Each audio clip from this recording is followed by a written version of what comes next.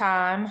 I'm gonna start recording, and then if you saw my email over the weekend, I reached out just to say that I appreciated everyone's reflections on the love languages activity, as well as the other piece about myths in the media and how that relates to our perceptions of love.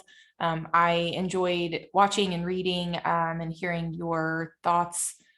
Okay, I appreciate that note in the chat. And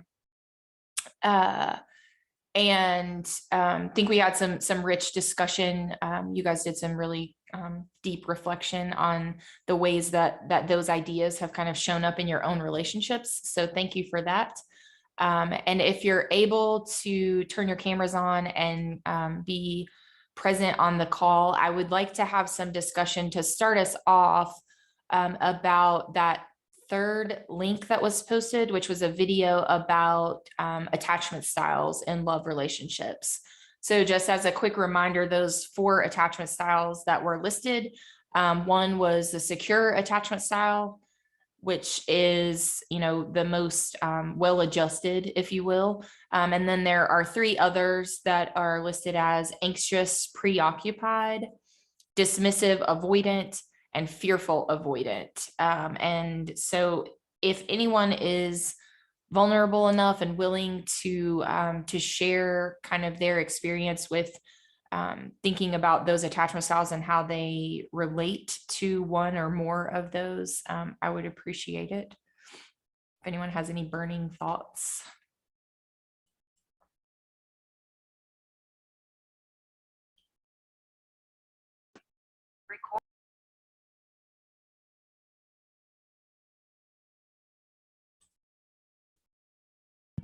I can share. When I watched it, I was thinking about secure and dismissive avoidant. And when they were talking about the dismissive avoidant, I kind of felt like it was me a little bit in some of my relationships, but I normally view it as a good thing because I'm like, I don't want to cause any problems, so I just don't bring stuff up. And even if it's bothering me, I'll just get over it because I don't want to cause any problems. So to me, I guess I'm trying to be unproblematic, but that's not very productive in the relationship. Because if you can't, you're going to have conflict in every single relationship you have. So if you can't deal with it and you're just avoiding it, that's not good and it's not going to last. So I guess that's just what it made me think of, because normally I think of it as a good thing, but the video kind of pointed me to thinking it as like something to work on with certain people, so I can handle conflict with them better. Yeah. And you're seeing it as a good thing, and I could acknowledge that it might be a good thing for a partner of yours, that you would be that way, non-confrontational, but it's not always necessarily a good thing for you because you're not advocating for your own needs and wants and desires if you're always avoiding those uncomfortable conversations. So and really what you said at the end of your share about giving you an idea of something to work on, that's the point of when we identify with one of these that might not be the ideal. It's the first step in kind of overcoming the challenges that go along with one of these other attachment styles is acknowledging where we sort of are in those relationships, and then understanding how to do the work to kind of get to maybe a healthier place with our communication styles or our conflict resolution, navigation, that type of thing. Did anyone else resonate with one more than the others? I kind of thought that like 2 of them went more together for me, like not just one, more of a both. Like I wanted to say like the anxious combined with fearful avoidance, because I am very terrified of commitment and change and anything that has to do with that sort. And I'm already like a really anxious person to begin with. Mm-hmm. So it's just like, Yep. And so a good point brought out that we can identify with multiple attachment styles. In another conversation that I had about this, we talked about how not only you might identify with multiple styles within one relationship, but that your style of attachment might change with a person as the relationship evolves over time. Relationships are very dynamic, they're not static. And so, and we as humans are also dynamic creatures. We're kind of always changing and growing. And so, you know, we might start out in a more fearful, avoidant, or anxious, preoccupied relationship with a partner. But then over time, as our relationship progresses, as we come to trust that person more, and we deepen our, you know, connection to them, then we might become more secure in our attachment style. And so really, I guess the take home message is that if you did identify with one of these that had some sort of negative connotations along with it, that does not mean that you're stuck there forever. You can certainly do the work, understand how to move forward in terms of how you relate to other people, and how you communicate, how you respond emotionally, all those different things. So just wanted you to give some thought to that as it related to our conversation last week about love and relationships. And for this week, we are going to, someone shared in the chat that they've been in a relationship with someone who had this anxious, preoccupied attachment style. And kind of what that experience felt like for someone on the other side. So that's an important thing to recognize too, that our attachment styles influence or can influence and certainly impact the other person in the relationship's experience as well. Thanks for that, Jules. So for this week, I asked you to make sure that you had read chapter 3, and I know you have access to the text on your devices as we're meeting. I'm gonna create breakout rooms now, and I have a slideshow available for you on the course page. I just made it visible like right as our call was starting. So if you're not seeing it right now, refresh your page and it should show up. But it is called Gender Discussion, and it has some guiding questions that I would like you to have available for your breakout discussions. We're going to spend a large chunk of our time working through those in small groups, and then we'll come back to the large group and I'll have you guys present back the information that you discussed. So I think we'll do 9 rooms. That'll give you 4 people in each room. I will hop into the rooms and check in with you to see if you have any questions. But if anyone has no idea what I'm asking you to do, just stay in here with me and I'll talk you through it.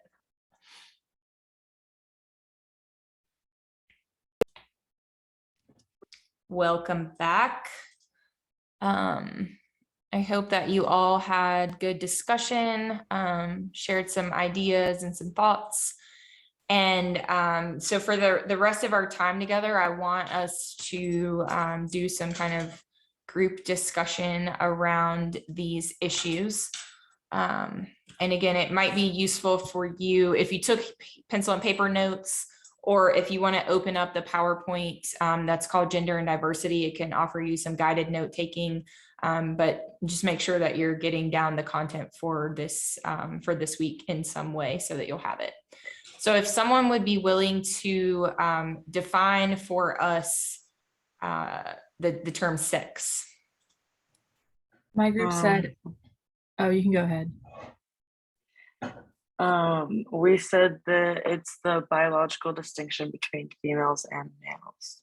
Yep. And so that includes chromosomes, gonads, hormones, internal sex organs, as well as external genitalia. What about gender? A social construct that refers to the social and psychological characteristics associated with being female or male. Okay, keywords there being social construct and social and psychological characteristics associated with female male.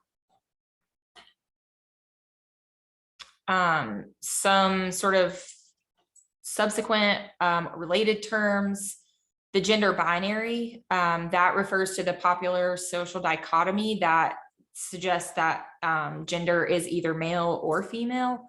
And then the gender non-binary is this idea that gender can actually be viewed along a continuum or a spectrum of femininity and masculinity. What about gender roles?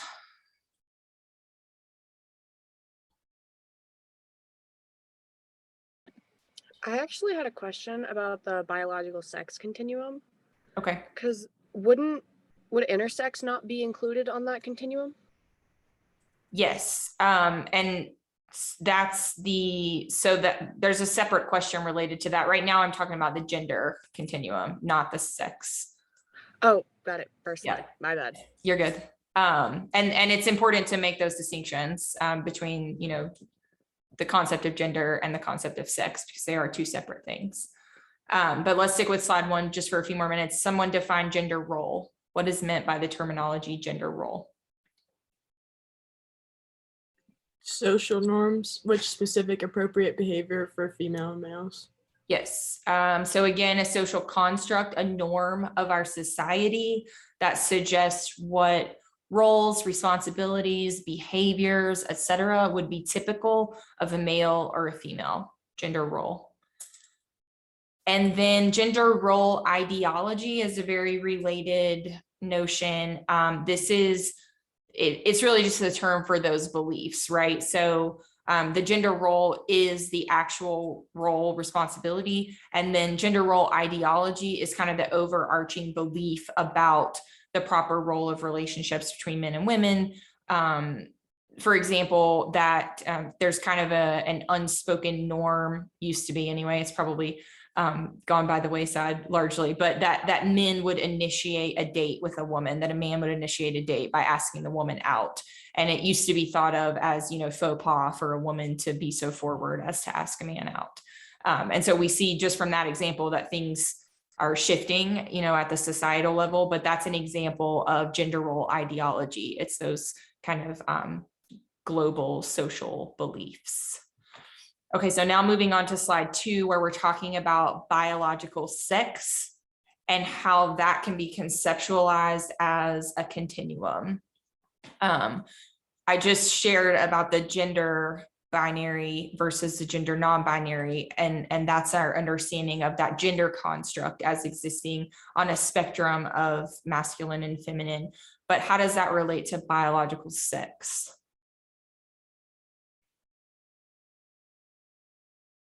Someone mentioned intersex individuals. Would you be willing to talk more about that? Oh, sure.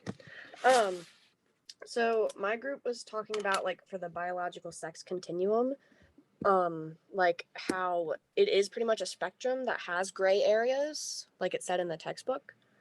So instead of it just being like black and white, like male and female, there are some biological like mutations that can occur to make it where there is a spectrum and it's not so this and that, or there's like a middle gray area, but not many people really acknowledge it because it's not as prominent or popular in any type of media or our culture today.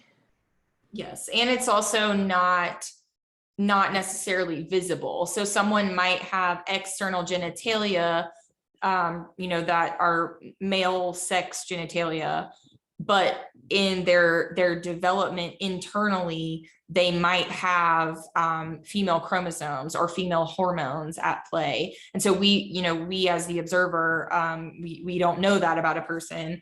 And, you know, it's just not as overt. But these individuals who have this mixed or ambiguous sexual makeup, they are referred to as intersex individuals. And specifically, there's about 2% of people who are born with ambiguous or mixed genitalia.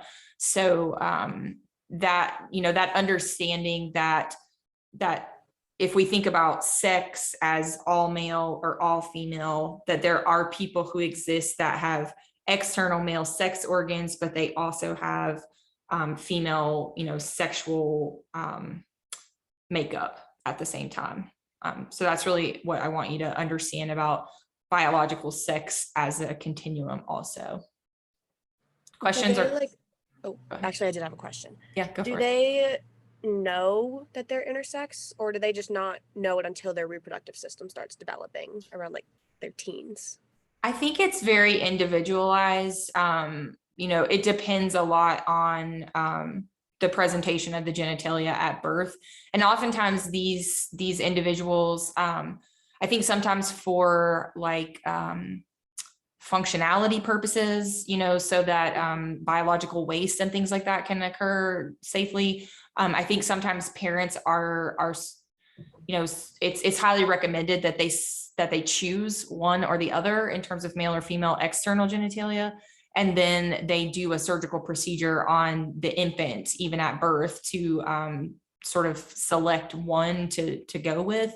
And so then the issue is, what if the parents opt for the penis, and then the actual internal makeup of the child is more female in nature, then you've got this mismatch. So I think what you're asking about definitely can happen as early as young toddlers who are beginning to identify as the self, to feel that kind of mismatch between their sex organs and their gender identification.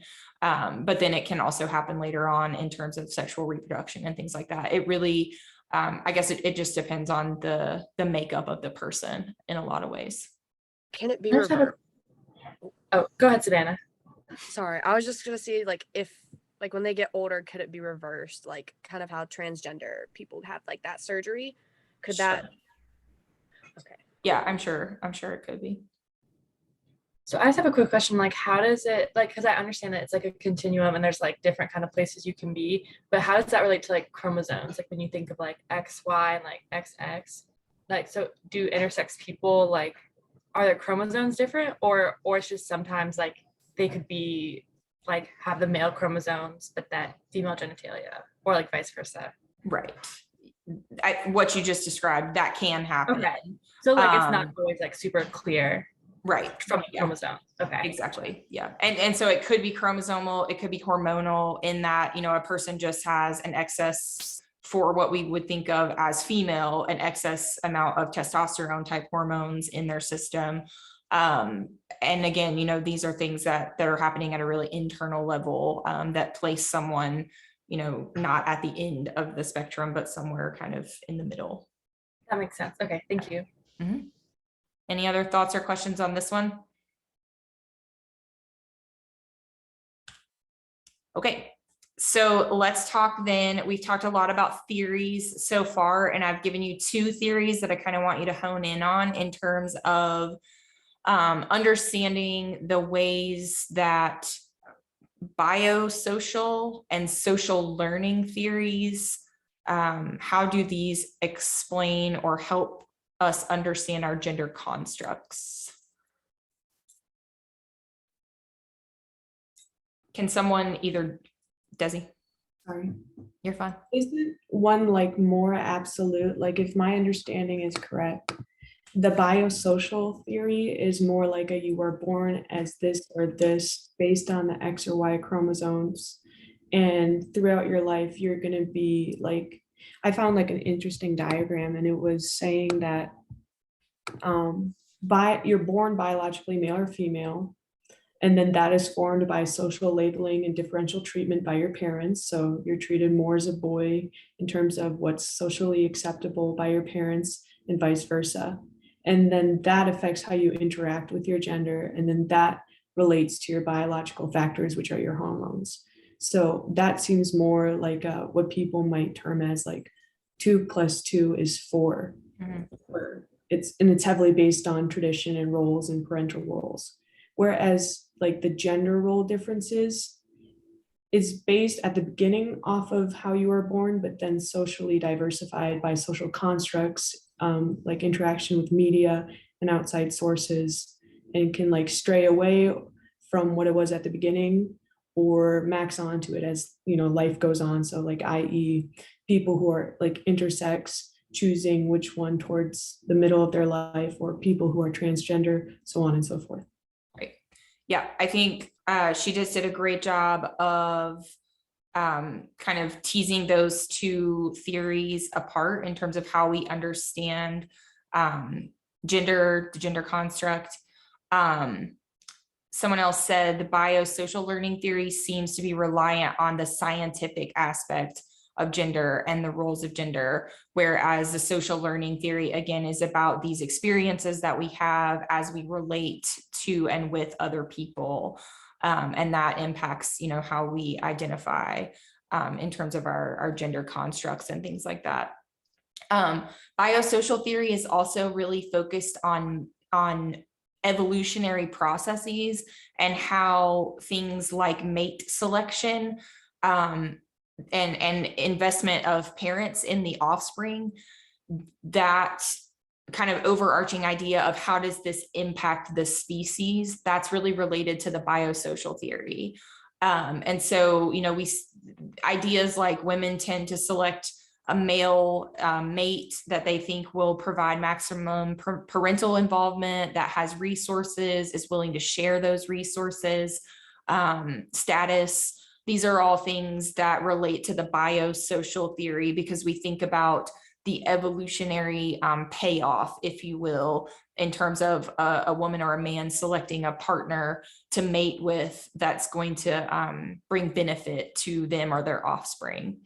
And then social learning theory, it also, you know, it kind of helps us understand these ideas, but from a bit of a different perspective, because it's not so focused on evolutionary, you know, I can't think of the word, like furthering of the species, but it's focused on rewards and punishments or costs and benefits, kind of more in the moment. So, you know, again, still kind of related to that idea of payoff, but, you know, what benefits do I ensue from, you know, selecting a partner who's going to bring what to the table? That's related to social learning theory, but it's not so much about procreation. That's the word I was looking for, procreation of the species. And social learning theory, Desi kind of alluded to this, but it also looks at modeling of like the male parent in the home, and then the male child kind of taking on those behaviors and the influence of the male figure, because that, and I think, you know, you guys probably had conversation about this in the last slide, when we think about those agents of socialization, family, culture, the media, all of those things that are at play. But social learning theory really kind of helps us understand that that's how we develop these gender constructs, based on what we see modeled at the, you know, micro and macro levels. Does that all make sense? Questions, concerns? Okay. So what about the question? I think we've probably already talked about this one, mate selection. Yes. I don't know how much conversation you had in your groups about the two photos presented. For the sake of time, I don't have my PowerPoint open yet. We'll jump ahead and keep working through, and then we'll come back to that if we can. So let's talk about those agents of socialization. What ways do we see, besides, I kind of just, you know, touched on a couple, but what was some of your conversation about how we see religion, education, economy, these bigger picture issues? How do those shape our gender socialization? One thing that my group talked about is sort of how that family, race, ethnicity, and religion or education can all kind of come from like your background shapes your opinions or your beliefs. And then the other one, peers, economy, mass media, and education as well, kind of like what you surround yourself with or your environment shapes your opinion. So one comes from like how you grew up or what you were raised thinking, or sort of like your back history. And then one of them is, or the rest of them are your environment. Yes. And so I think what you're speaking to, you know, the the place that we come from, our family, our culture of origin, we carry that with us into whatever experiences we find ourselves in some way. We either, some of us kind of strongly adhere to those values later in life, and then some of us deflect those values and we choose to, latch on to something else. But regardless of what that experience is for you, you still bring that stuff to the table with you in your interactions. And so that's kind of the back history that we are all influenced by, is like where we came from, and then where we find ourselves now situated in life.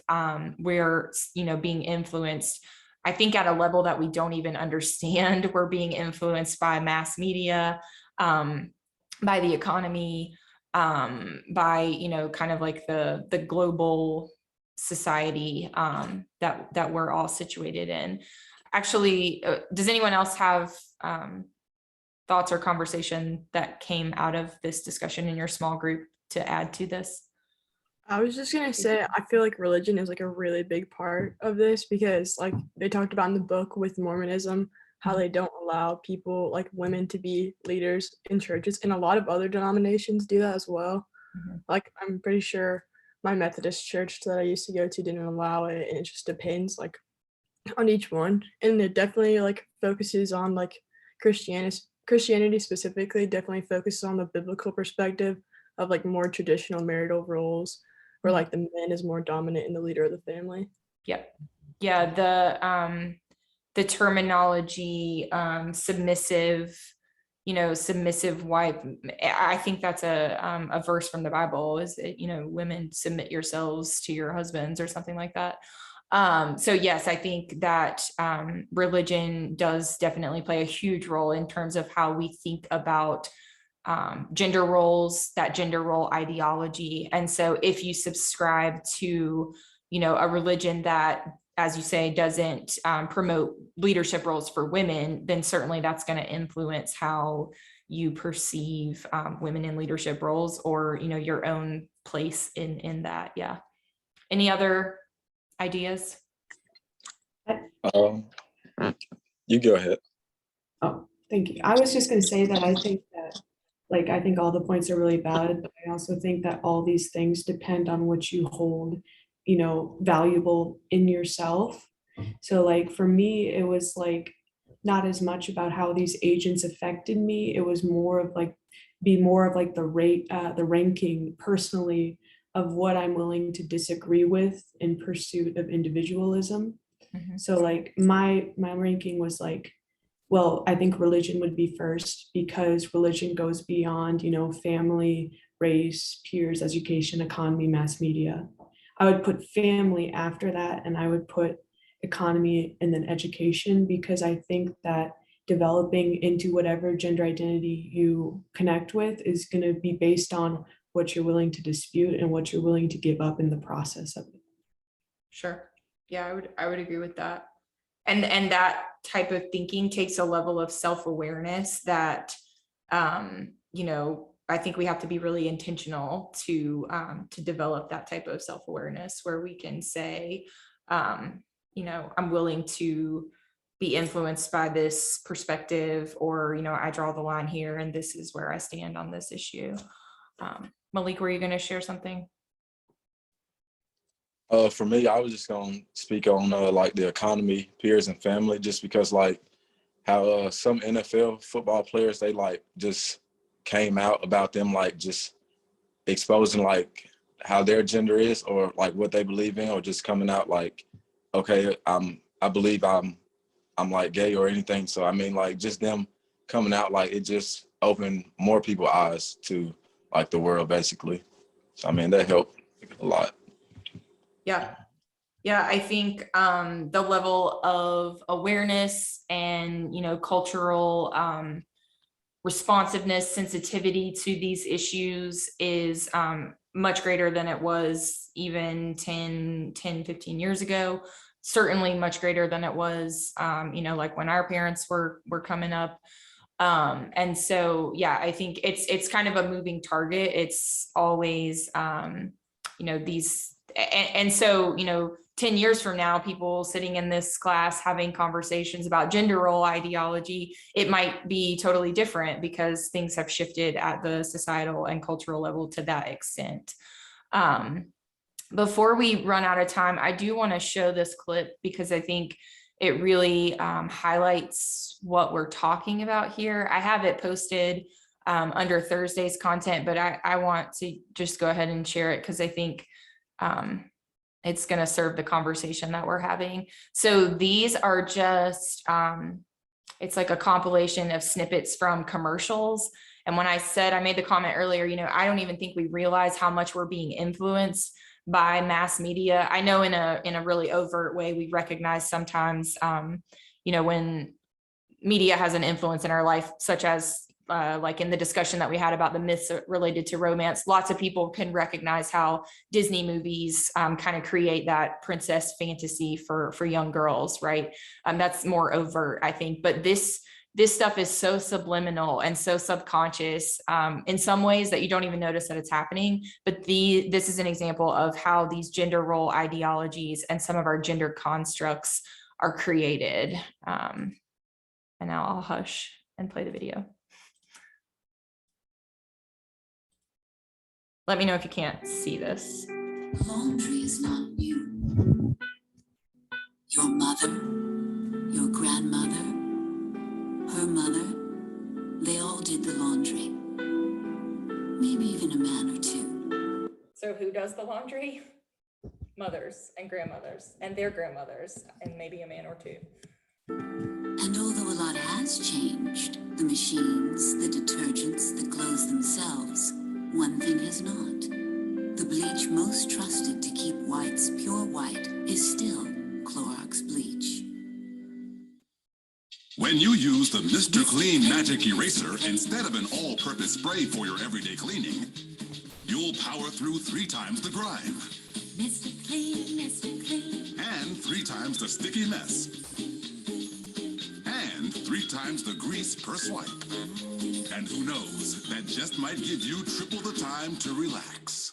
Like, say, a whole 3 or 4 seconds. Why reach for a spray? Erase it away with the Mr. Clean Magic Eraser. Hey, Mom. What are you doing? What is that? What is this? It's a special paste I invented to replace socks. We're dipping our feet in it. Why? Because we can't find socks that shape to our feet. We're sick of it. Sick of it. That's really stupid. That's the future. Hanes makes better fitting socks the whole family will love. Guaranteed or your money back. How to clean a kitchen floor.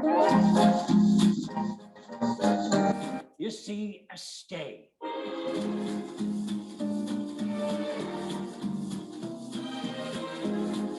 You don't wait for your wife to clean it up. She works just as many hours as you do. She needs time to do whatever she does. It's a stinking partnership. Okay? So you press the button, do this, bingo, bango, it's clean. Okay? Man up. You don't know how to clean? Pots? Yeah, but I thought you were the queen of the pre-treat soak, treat soak. Those are fond memories, but those things are amazing. Once I saw what they did, I actually started to relax. Don't touch my things. Those little guys clean, brighten, and fight stains. So now I can focus on more pressing matters. Like your containers. Isn't it beautiful? Your sweet peppers aren't next to your hot peppers. That's my Tide. What's yours? All right, what'd you notice?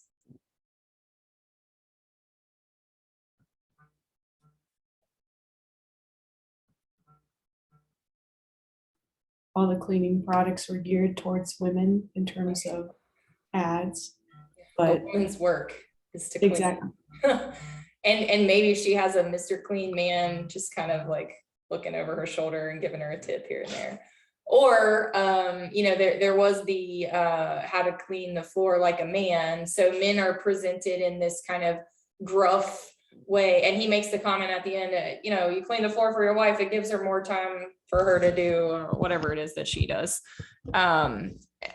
You know, to me, that's kind of a little bit belittling, demeaning way of viewing, you know, what do women do other than clean the house? Who knows?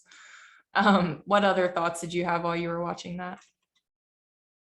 It made me think of, especially the one about the guy cleaning the floor, of like weaponized incompetence, where it's like men kind of play dumb so that they don't have to take on responsibilities in their household. Like, I think it's like pretty common sense. How do you clean up a spill? But they kind of like make men seem like babies that don't understand kind of basics like that. And men use that to their advantage, because when like they act like, oh, I don't know how to do it, then the woman in the relationship has to like step up and like do things for the men.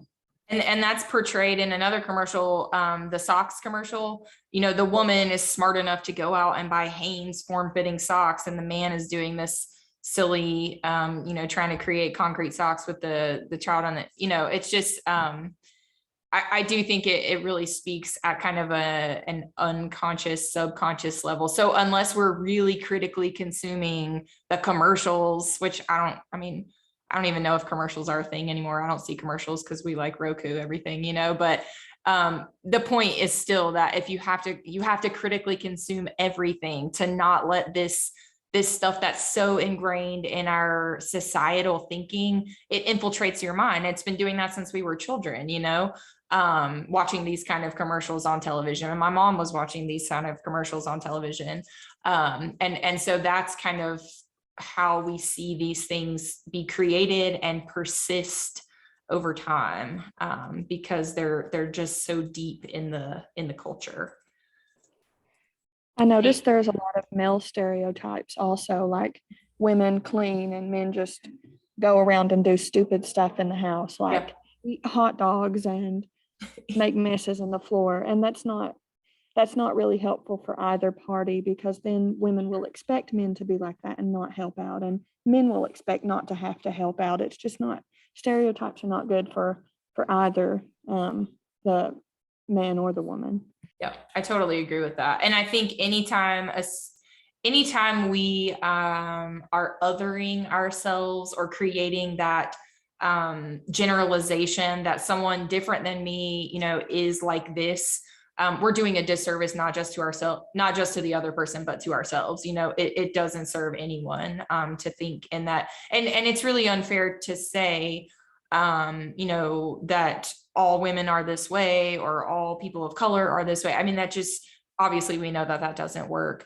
And I think that, so the assignment for Thursday is going to ask you to debunk gender role ideology, to find something in the media that's doing work against this type of gender stereotyping and gender role ideology that I just get demonstrated. And I think you will find examples of it. Again, things are shifting and people are more aware of how this is coming into play. And so I want you, it shouldn't take you very long to just do a little bit of digging and find an example of something that does not fit this mold. So a product that's being advertised or an article, something that you find in the media that helps us debunk this gender role ideology that's so ingrained in our society. So do you mean like women, like these commercials insinuated that women are supposed to clean? For example, would we find an advertisement that portrayed women in a more like a less stereotypical light? Is that what you want? Yes. What you mean? Yep. Someone in my other section of this course found an article about encouraging young girls into fields like engineering, math and science. That's an example of what I'm talking about. Yeah. And I've given you an example in the forum. I believe it's a Tide commercial, but they have a dad who's at home with his little girl. They're playing, they're doing laundry together. So again, they're kind of shifting at the mass media level, this concept of moms stay home and do the laundry while dads are out working. I think it was also worth to know, aside from like all the points regarding the video, that there was really no representation of children that I think that that's super important. Like, I feel like there are very few households in today's day and age where children at some age don't contribute.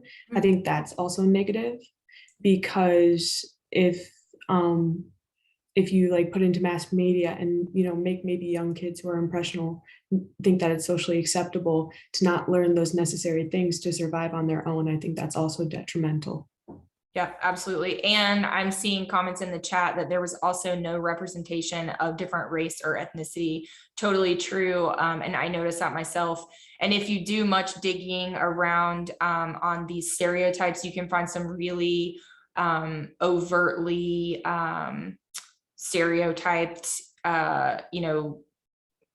commercials, media, all of this same stuff that we're talking about in terms of gender role ideology.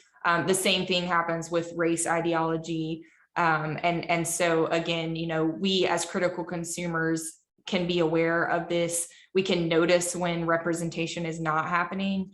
And like Desi's saying, children are not represented in this either. And so it's our job in the home and in the family to then, bring those elements into our conversation so that our family's experience or our children's experience is different than what they see portrayed on television or wherever it may be.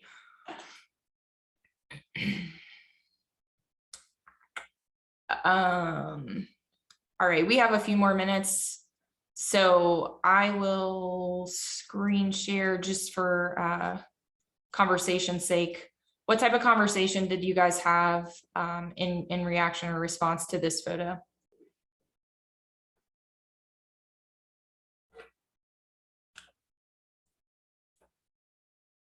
I've babysat for families that have they had like 2 boys and a girl, and they were all similar enough ages that it wasn't that weird for them to be like exchanging clothes, or like the boys would want to like play the dress up, and it just didn't even come to their brain to think like I can't dress up in like the dress, or like she has to be this character. Like they just didn't care, and they just like it wasn't like something they put thought into, or like they don't have kind of like, I think they weren't old enough to have like the prejudices or like the gender roles that we have, where it's like, oh, it's weird if like he wears the dress or if she is in the pirate costume or whatever.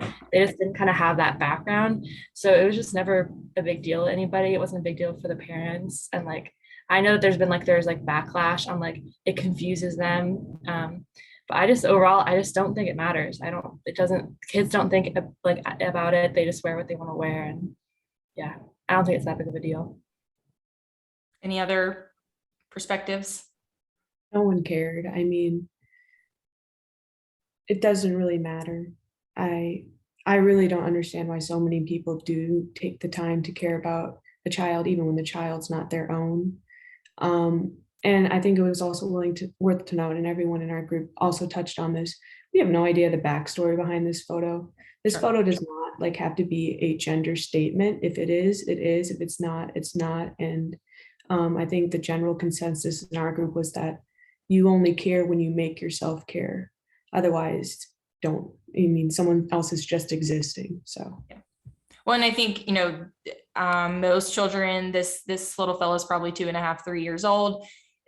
People at that age are not making gender statements, they're just living, they're just existing, they're exploring. From my perspective, totally exploratory, typical behavior. This is very typical. I was a preschool teacher for a number of years, and I saw boys in this type of dress. Now, you did have the occasional dad that would call it into question. And so then again, our work is to just sort of educate and bring awareness that, this is just typical behavior, and it's nothing to make any issue out of. This picture hits a little bit differently. I think if we're all honest, we probably notice this maybe more. And I don't know if that came out of your conversation, but I guess the question that I kind of wanted to pose to you is there an age cutoff where this type of behavior is no longer socially acceptable or normed as, totally typical? Do you have thoughts on that?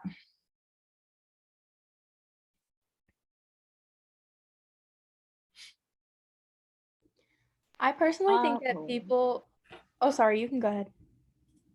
I don't really think there is an age cutoff for how you want to dress.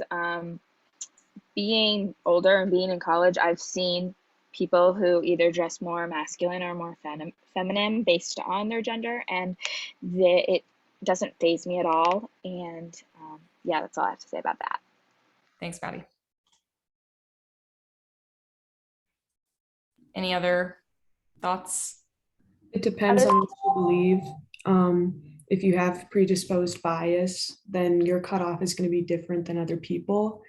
I think that now things are becoming more socially, acceptable. So I think that in certain situations and demographics, this wouldn't, nobody would bat an eye against this. Personally, I don't see there being a social construct in terms of like age, where people have to start deciding, because there are people who are like in their 20s and have no idea what they want or where they want to be. So that's just my opinion. Yeah, absolutely agree. And please be very clear on the fact that I'm not condoning nor endorsing or opposing, any of this. I'm just presenting things to think about. But I think it's very situational. I think it depends again on those values that we bring into the experience. So, the way that my parents raised me, the way that your parents raised you, where you're located probably geographically in some ways is a factor. I think there's so many things that come into play. And the point that I'm trying to make in these two pictures is like, is it okay for us to have a societal cutoff where this is no longer appropriate? And I think certainly the answer is no. But I think if we're honest about where we still are as a culture and as a society, I do think that exists for a lot of people, that there's this, it's appropriate and it's okay until this point, and then it's looked at as something non-normative or deviant or, whatever words you want to use. I do think that there's an element of that out there, even though, as you all say, and I, have acknowledged, we're making shifts, but I don't think that we're there. I would argue that the reason that people have a problem with this sort of thing is because of the binary norms that we have been taught. Women do this and men do that. Women dress this way and men dress this way. And the otherness is really troubling for people because we do live in a very binary society. And so when a child doesn't really fit within that binary, it can be confusing for people. So I think it doesn't come from a place of hate from a lot of people. I think it maybe comes from a place of like, they're just a product of what society has taught them. Yep. Yeah. I think for most behavior based on stereotypes, sometimes it does come from a place of hate, but I think I like to give people the benefit of the doubt that for a lot of people, it comes more from a place of ignorance and lack of understanding. Yeah, I would totally agree. Before we run out of time, I do want to touch on these two kind of theoretical concepts related to this shift that we're talking about.